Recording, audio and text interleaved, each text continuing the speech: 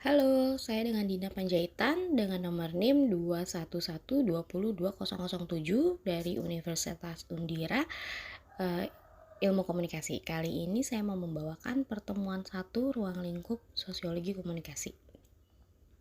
Ruang lingkup sosiologi komunikasi mencakup 4 konsep, yaitu sosiologi, masyarakat, komunikasi, dan teknologi media.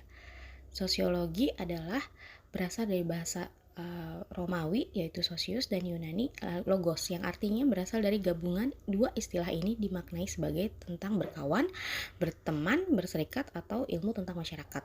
Lalu ada masyarakat, yaitu merujuk ke beberapa pandangan ahli, yaitu dari Ralph Linton.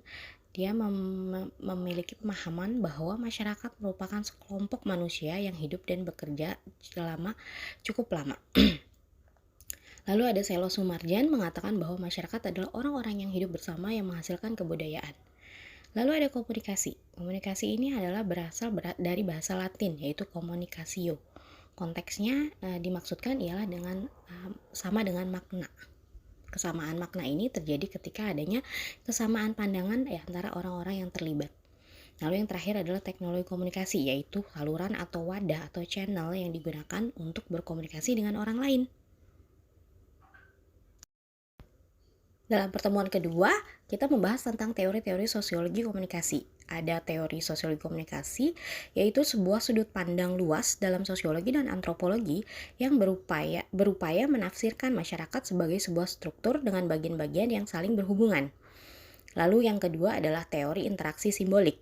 Kalau menurut Effendi adalah suatu faham yang menyatakan bahwa hakikatnya terjadi interaksi sosial antara individu dengan individu lain atau dengan kelompok. Kemudian antara kelompok dengan kelompok lain dalam masyarakat.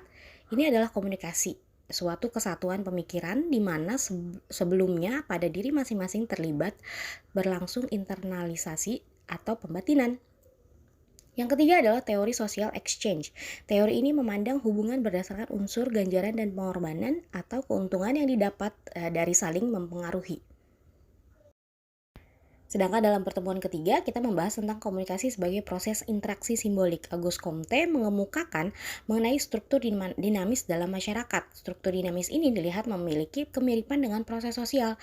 Proses sosial yang dimaksud adalah di mana individu, kelompok, dan masyarakat bertemu, berinteraksi, dan berkomunikasi sehingga melahirkan sistem-sistem sosial dan peranata sosial serta semua aspek kebudayaan.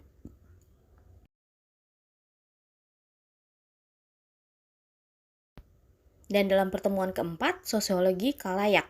Kalayak biasa disebut dengan istilah penerima sasaran, pembaca, pendengar, pemirsa, audiens, decoder, atau komunikan. Dalam pertemuan kelima, kita membahas tentang sosiologi komunikasi yang merupakan bidang studi yang dibangun melalui tradisi ilmiah sosiologi dan komunikasi.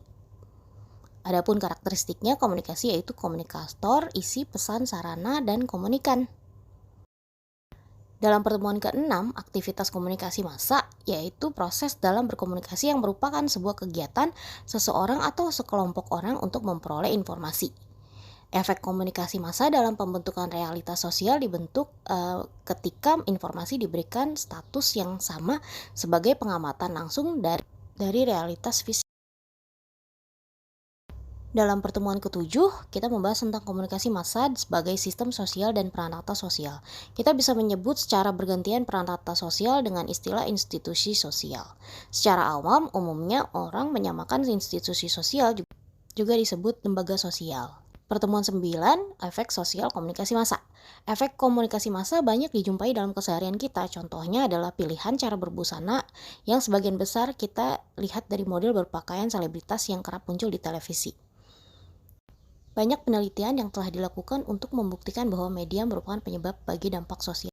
Pertemuan 10, teori peniruan dan media massa. Imitasi memainkan peranan yang sentral dalam transmisi kebudayaan dan pengetahuan dari satu generasi ke generasi berikut.